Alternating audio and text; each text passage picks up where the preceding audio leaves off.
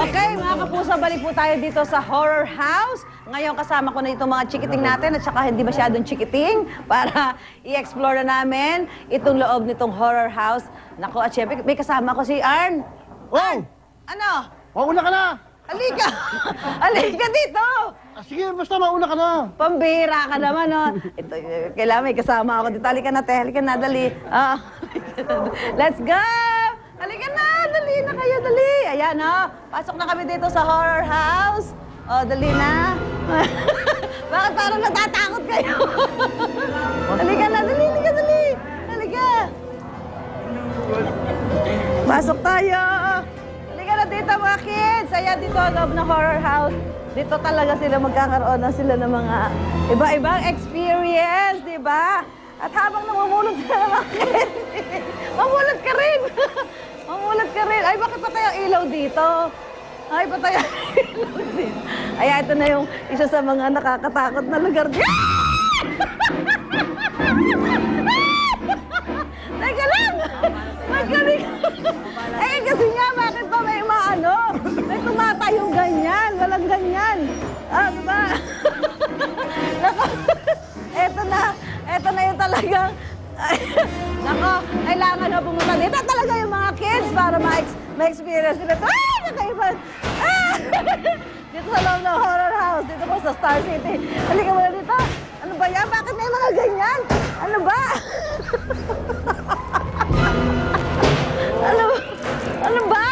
Ay! Diyos ko!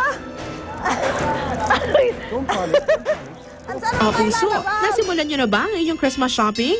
Ang Pasko Pasko Pasko ay isang kakaibang bazaar showcasing the unique Pinoy artistry ng ating mga kababayan. Itong mga produkto natin ay gawa ito ng mga small entrepreneurs who are beneficiaries in the One Town One Product program of government.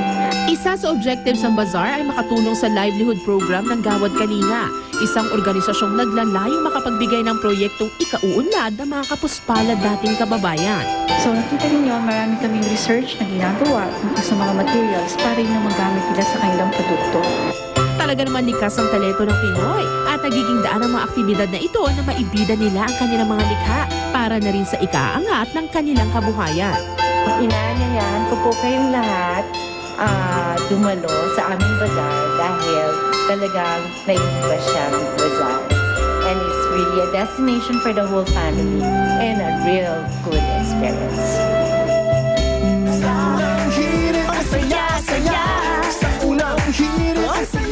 Dahil po sa naganap na storm surge o yung paghampas ng malaking alon sa mga baybayin na Ilocos Sur, abalang-abala po ang marami nating kababayan sa paglalagay ng sandbags. At makibalita tayo kay Mark Zambrano. Mark? Igan, kasalukuyan nga nagsasagawa ng panibagong sandbagging operation dito sa Barangay Tamurong. Dito pa rin yan, sa Candon, Ilocos Sur. Ito na ang pangatlong bayan na tinamaan dito ng tinatawag na storm surge o pagtaas ng tubig dagat na biglaan at humahampas ang napakalakas dito sa pampang ng dagat.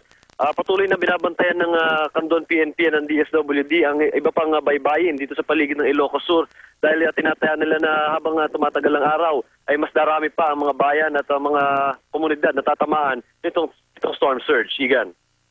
Ay, maraming salamat, Mark Zambrano, nagulat mula sa Ilocos Sur. At magbabalik po ang unang hirit. Unang hirit, ang saya-saya. Sa unang hirit, unang Salamat sa Bulalor Republic at Kawayan City Rescue na nakatulong namin sa paghatid ng serbisyong totoo dyan sa Isabela. Happy birthday din muna kay Christopher Moteng, Hayaba, and happy birthday Janica from 1010. See you tomorrow dito lang sa Unang Hirit! Take the bells on my feet, all right. Ang programang ito ay inihatid sa inyo ng Mercury